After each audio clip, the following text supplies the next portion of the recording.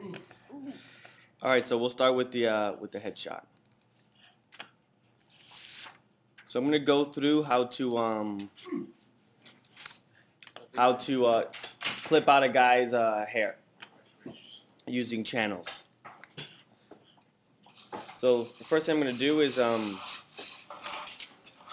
cycle through the channels, and what I'm doing here is trying to find a channel that has good contrast between the hair and the background. So the blue one has the best contrast, so I'm going to use that one. Duplicate that. And then what I want to do is actually using the levels. I'm going to increase the contrast a little bit more. So I blow out some of the highlights, some of the whites here, and I increase the darkness in the hair.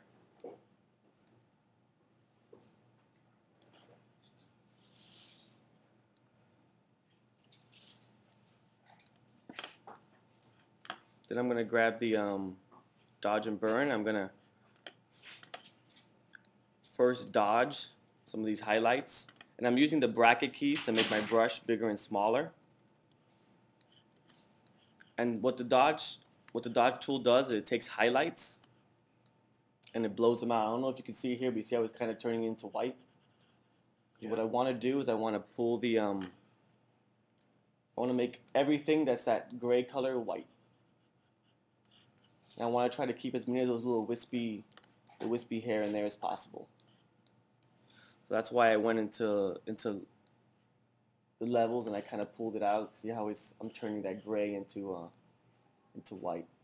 But I want to be careful because if I go too much, all the little wispy hairs will disappear. So I want to go just very little. And then that's why I get the dodge tool. No late entries. No. That means I'm Sorry, next time. Good morning. Morning. Marcus was sitting here, by the way. Who? No, He's not coming back. I was just talking to me. wow. Sorry, no. I'm out of here. No pastelitos, I'm gone. No budget for food? Yeah, there is no food. It's horrible. That's why you have to bring food, Yeah. Aryel. I know. He showed up not thinking it was food. Breakfast just for this. Me too. I did mention pastelitos yesterday. I switched over to the lasso tool so I can get rid of just some of that the whites a little bit faster. Just gonna delete that away. Now I gotta go into this guy and I wanna make him black. So I'm gonna grab everything that's just kinda skin. So just fill that with black. The end result I want is just a completely black filled in person and a white background.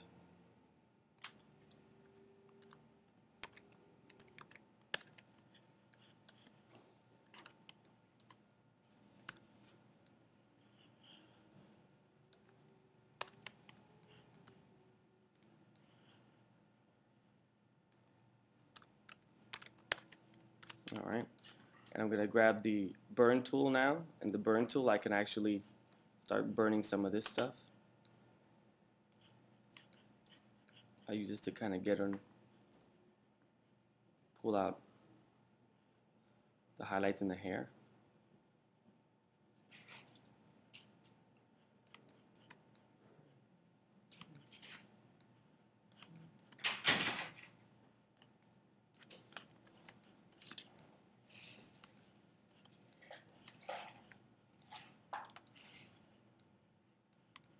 Kind of burning through all the stuff, making sure I don't have any little highlights in there. And then I'll grab the brush.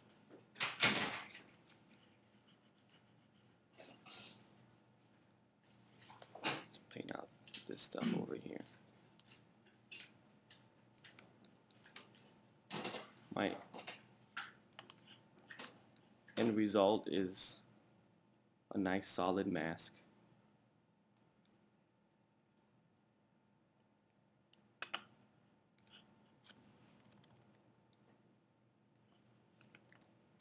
So now I have a pretty good mask of our guy. So I'm going to apple click the blue copy layer, go into the layers palette. I'm going to inverse it. I'm going to use Apple Shift I and pull them out just to show you.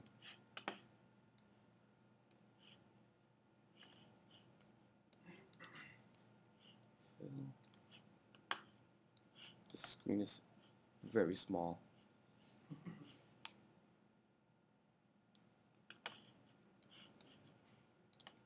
I'll just put a lot of yellow for some contrast. So you see, you got a pretty good clipping path around our guy.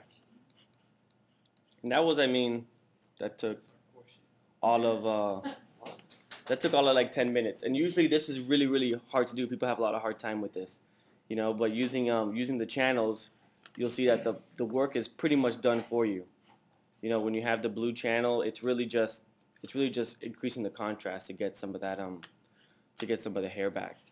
Now it looks good on yellow, but the problem starts coming when you actually change the color. And let's change this to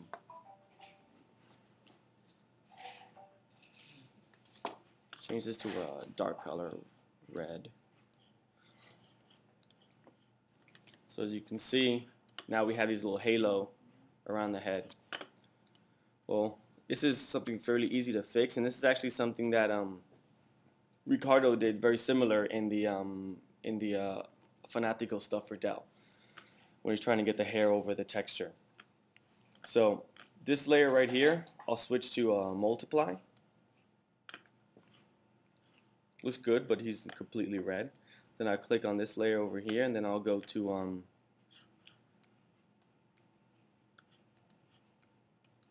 the window. Something has right down to masks. This is something new that's in CS4. Oh, I moved him.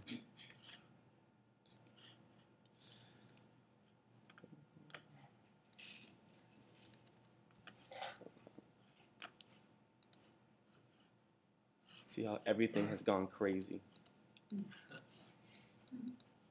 Obviously, because it's being recorded. That's how that rolls.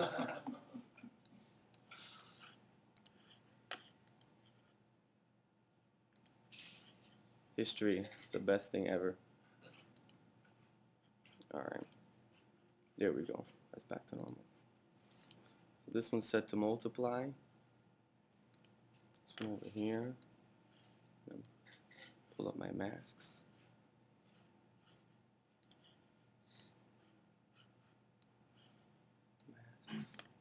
And then mask edge.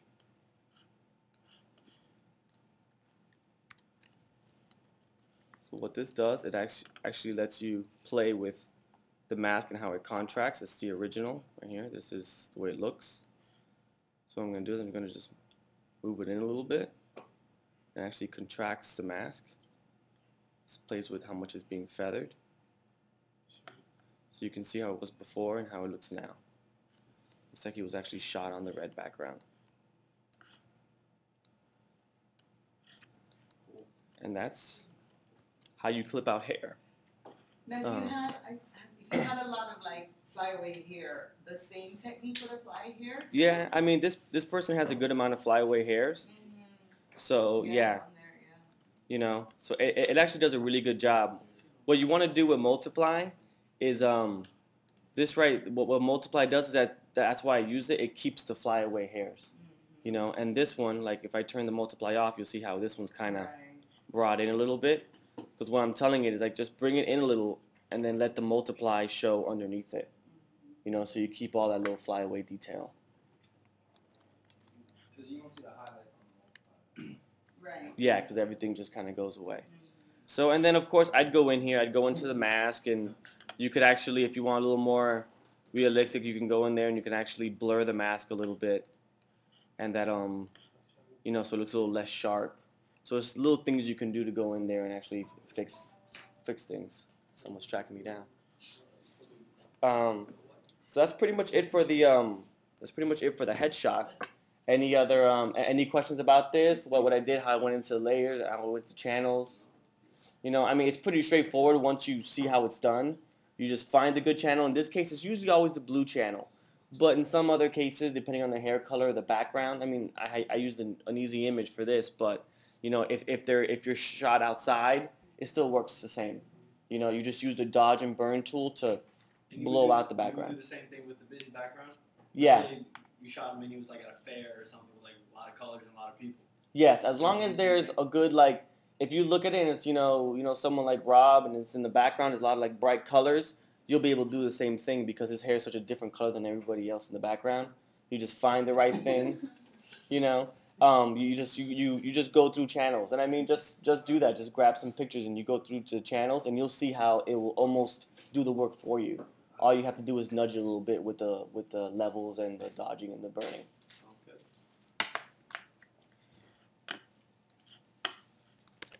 And again, I'll put this on the server, so you guys want to go through kind of step by step what I went through. You know, we can do that. Did you bring enough to share, Mike? You want some? I have some marshmallows. So now I'm going to show you guys some of the adjustments and actions.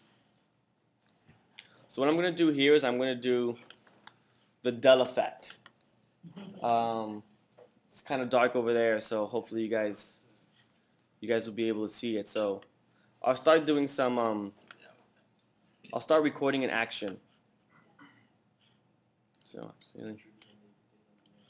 old actions I did. What is it, though? Effect? It's effect for Dell. Actually, you know what? I'll go through the I'll go through it first and then I'll record it later.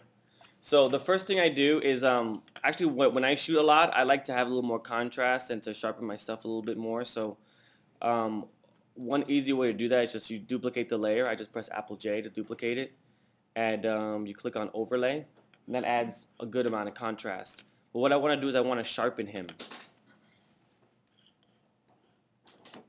So I'll go to filter, other, and high pass. And you can see it does a really good sharpen effect. High pass is a really easy way. This is the original, and this is with high pass. So you can see it's like instantly gives that really like steely, gritty color. Movie poster effect. Yeah, and that's just duplicating it, clicking on overlay and going over to high pass. And then if it's too much, you can go down and you can actually just reduce the opacity of it. And what is high pass actually doing? Is it picking up deep? This is what high pass does. It actually kind of grays out. See, in Photoshop, anything that's 50% gray, when you overlay, it disappears. So what high pass does is that it lays down a 50% gray layer and it accentuates certain highlights and shadows. So when it duplicates on top of itself, it creates that really cool effect when this happens. So when you're in high pass, you saw that there was a slider. So what did that just pretty much increase the highlight sensitivity or whatever? Yeah, I'll pull up the slider again so you can check it out. Actually, I won't overlay it so you can see.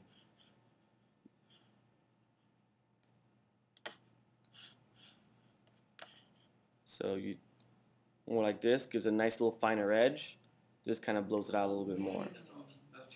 That's awesome. Look at that glow. That's like the Iron Man glow.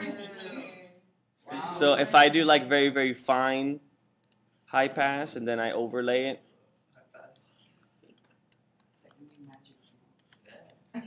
I'll actually, I know.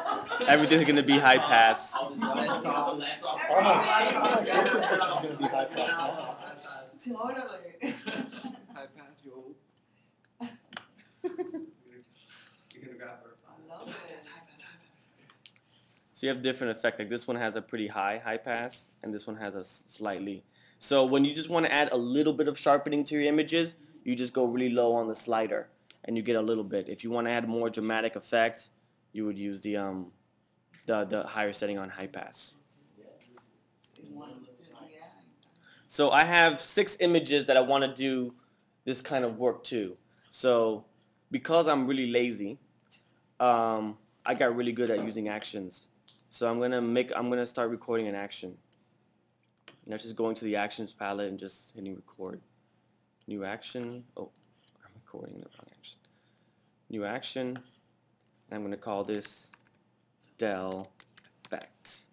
I like using the FX for effect. I think it's cooler. So now I'm recording. You can tell because old school tape decks got the little record button right there. So right now every move I do, I'm duplicating this. So I'm going over here and duplicate layer, and I want to call this high pass. You see how it added this little thing over here? That's because it's actually recording every single step that I do. So I'm going to overlay this, go up to filter, pass again. Yeah, I'm gonna do a lot. All right. And then once you do that, if you're like, well, I mean, I wanna bring out a little bit more in the high pass, I'm going to actually come over here, layer, new adjustment layer, and make a curve. And then on here, I could actually adjust the high pass a little bit more, kind of separately. Want to bring out a little bit more.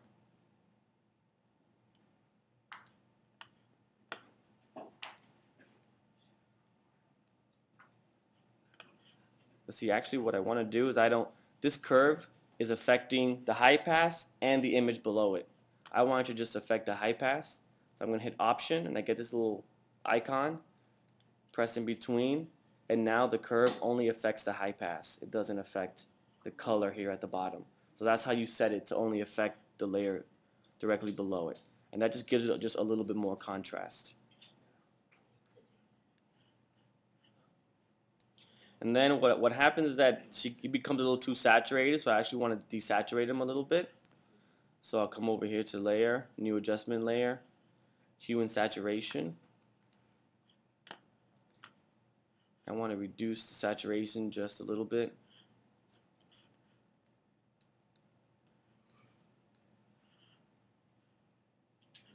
To pull my adjustments. Then here I could take them all out, almost grayscale. But I just want a little bit. I just want to give them a kind of steely color. You can't really tell too much over here, but it looks really good on my monitor. When you see the video, you're gonna be like, "Wow, he was right." So here we got these three adjustments. Now my action is still going. See all the stuff that it's recording all the way over here. It's gonna be fun to actually stop the recording because I can't actually get to the bottom of my action. Just close it up. Yeah, I know. The Dell effects drop. Don't mouth out. Oh yeah. Okay. No. How would I stop this if I was? If you snap it to the bar. Okay, thank you. So hit stop. So now I have all three of these layers, but I have 6 images I have to do them to. So it's kind of a pain in the ass to do this over and over and over and over again. And I also want all these, because depending on what kind of image it is, maybe this amount of high pass wouldn't work, or maybe this hue and saturation wouldn't work on other images. So I actually want to keep all these layers. So I want to do all this work to every single image, and I want to do it fairly quickly. So I have my action already set. So I'm going to use something that you guys probably have never used before because it's not batch. It's actually scripts, image processor. What I'm going to do is I'm going to select my folder. Right in here I have my low-res photos folder. So I have all the images I want to affect in here. Actually, let me close this. Don't save because I recorded everything anyways. So file. Again, little small monitor issues. image processor. I'm going to select the low-res folder. Choose that. I want to save in the same location. And they're JPEGs now, but I actually want to save them out as PSDs because I want to keep all the layers. I'm going to click over here, click on Del Effects, and run the action. So that's actually going through every single JPEG, opening them up, applying all my changes to them, and saving them in this PSD folder. Okay, that just saved like a whole day on a high-res Yes. Photoshop. Yeah. So, and then I have in here, I have all of my layers. So if I don't want to desaturate them, I'll just turn it off, or I could adjust the curve by just double-clicking. And all the things I did, this is all called non-destructive retouching, because I turn them all off and you have your original image. So as much as you can, you actually want to do non-destructive retouching, because that just, when it comes back, inevitably an art director will say, no, change this, or I want more of this, or I want less of that. You could always go right back in and make the change. And just the later versions of Photoshop let you do that a lot. You know, so that's the best thing you could possibly do is do as much non-destructive retouching as possible. So use adjustment layers, and in the case of the high pass, I'm actually going to show you a really cool technique. You could actually make a new layer, fill it with 50% gray. Remember what I told you, when you overlay, it just disappears? So gray just disappears whenever you overlay it. So that's actually a really, probably doesn't sound very interesting, but that's actually a really cool thing, because what you can do is I can come over here to my burn tool, and I could burn this gray layer and darken this guy, and it's non-destructive. I could dodge as well. I want wider teeth over here. Contrast, bring out his eyes.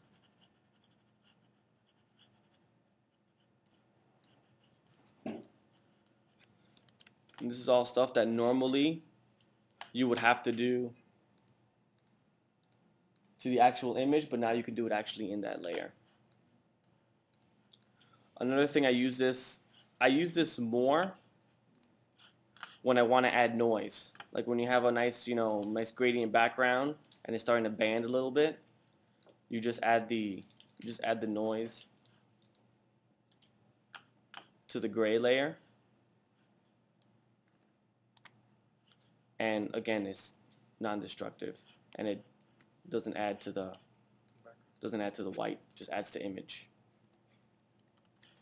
So it's a good way to add, some grit to the image, again, without, I just turn it off, and this is the exact, all the effects applied to the image, and the image itself is perfectly fine.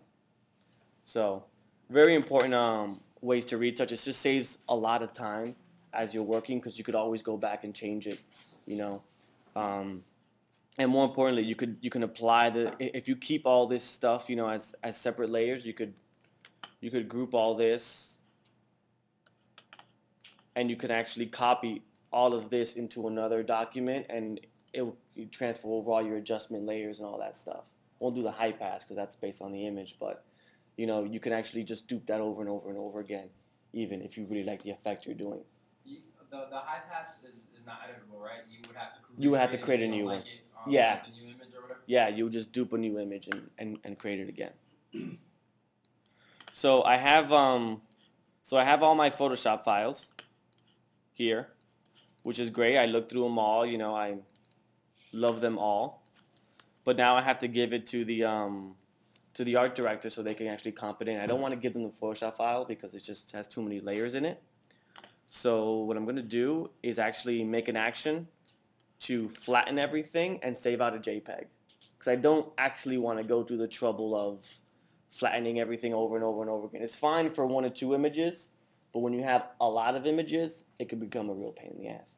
So I'll just make another action, and I'll leave this one open. You can make it to the same one though. and then just open a dialog box that says do you want flatten or not Which one? The within the same dot effects. within the here? Mm-hmm. Yeah, And but I would have to it applies all the del effects and then adds the action. But see, this is like after you apply the effect, you go in, you make changes to them, like cuz you would think I would make changes to them. And then after that, I want to just flatten everything. And not in just this case, in the case of anything, you know. I always have in my actions, I always have one that's called make JPEG or make smaller, and I always just kind of keep it in my actions so I could just call it up anytime I want, you know. So and I'm going to show you how to use the batch because I used image processor for the other one, but this one I'm going to do a slightly different way to apply the action. I'm going to call this one make JPEG, and just come over here, layer, flatten image, file, save as, save it right in this folder as a JPEG, and click save.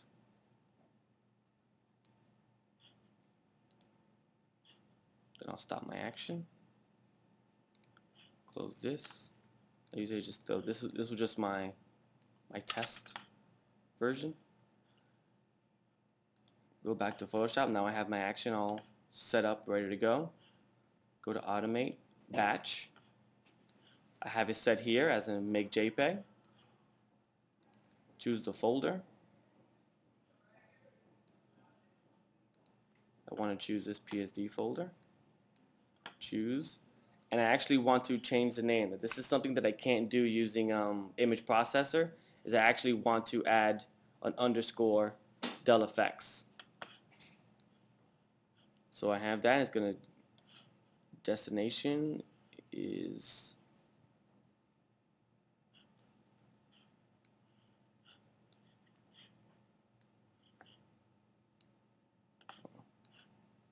let's see. This is where it gets a little confusing because I think I might have screwed with it a little bit. Let me see if I can add a new folder.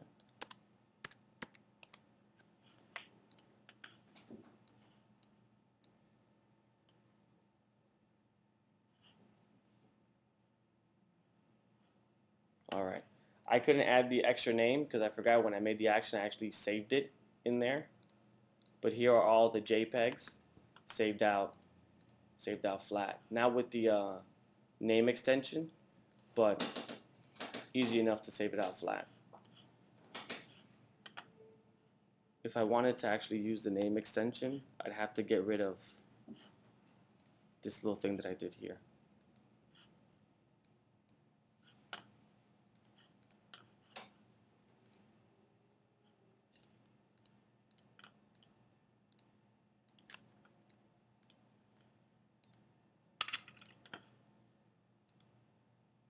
Oh, look, it actually did save it. Wow. That's crazy. It does stuff even, I just learned something new. I know I can do that, but it actually did it just perfectly fine. So I don't have to show you that. I'll just edit that. I'll just edit the voiceover on the video. And you guys will never know that I did it.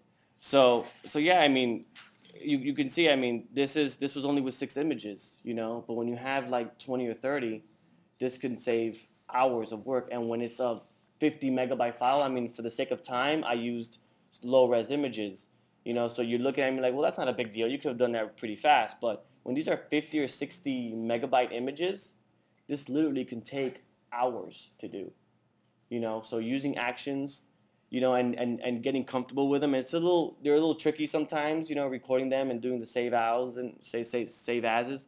But for the most part, you know, it's kind of intuitive. You know, it's just it pretty much records whatever you tell it to record. I saw that you deleted that end of that action because I'm guessing you were going to do it Yeah. again, right? As soon as you delete the end, is it automatically start recording again or something? No, you could go in there and you could actually click off the little check boxes or delete stuff. So if you have like a great little action you want to add to it, you don't have to redo it again. You just click on it, hit record, and you can add to the action. So it's actually really cool. So if I'm doing this little effect and I realize that I actually wanted to, blur the whole image, I can go in there, add a blur, hit record, add a blur, and stop it. And in the action, it will just add the blur. I won't have to do it all over again. So are just little steps that you can do to make things a little bit easier. Well, can you tell it to like add the blur before or after? Yeah, you can just move it. You can move it all over the action. Alright, cool. Just like layers, kind of, right? Yeah, you could add this, move this high pass first or whatever. So yeah, you can move this around and just pretty much do anything you want right in here.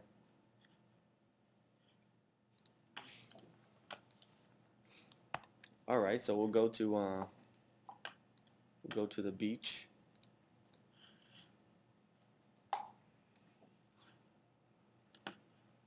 So this is actually a photo I took in Cartagena. Such a beautiful beach. I'm going to show you how to. This is an amazing tool that Photoshop has now, and it's kind of like magic. And you'll see what I mean in a second. Photoshop CS5 has another one that's even crazier. So this is called Content Aware Scale. I click on this, and if I want to actually make the image just if it's too long, I'll just grab the side and I bring it in. Whoa. And you see how it's just bringing it and it's not touching the rock at all? It's wild. That is cool. Bring it down. It'll take away some of the top. This is just crazy. And they actually have, CS5 has content aware erasing, which if I select, I don't know, there's a person here, I select that person and say erase, it'll actually erase the person and fill it in with image, the exact same image. Yeah, it's kind of making our jobs obsolete a little bit, But I think that's really important because it just shows that you can't really rely on the stuff that you know right now. You have to constantly adapt and change the things. So I mean, this usually would take me. It would take me about maybe 15 minutes to do this kind of retouching, or maybe like, even 5 minutes. But it literally took 1 second now, and that's just work that, I mean, you could not learn it and still do it the old-fashioned way, but you won't be competitive. So it's really important to learn all these tricks, the actions, the automations, using all these new features as soon as they come out, because this is actually what makes this is what's going to make you faster. And as we go into the digital world, we're going to be doing a lot more of automations, because when you're in Photoshop and you have all these images, all these layers that you just save out for HTML production, you're going to want to use automation. And just to, like poke around with stuff, if you click over here, you see here, you have export layers to files. This would, if you have 30 layers in your files, it will export them all out as JPEGs or whatever you say. Layer comps, which I'll get into the next class, amazing for websites. But poke around with it and learn it. So hopefully you guys start learning some of this stuff. When we get into the classes, you guys could either email me stuff and let me know what you want to work on, and then we can kind of focus on those things. Let me pull off, and I don't know if you guys don't know, F kind of cycles through all the different color modes. So I have this. It's called an edge mask, which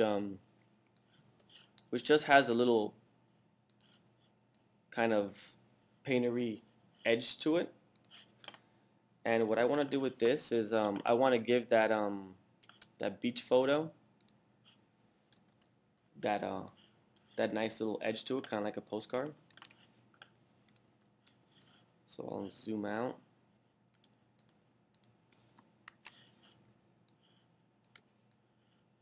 It's kind of big. Let's see here. 20.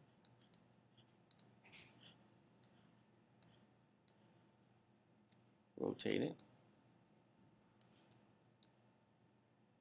Smaller, and then I'll just pull it.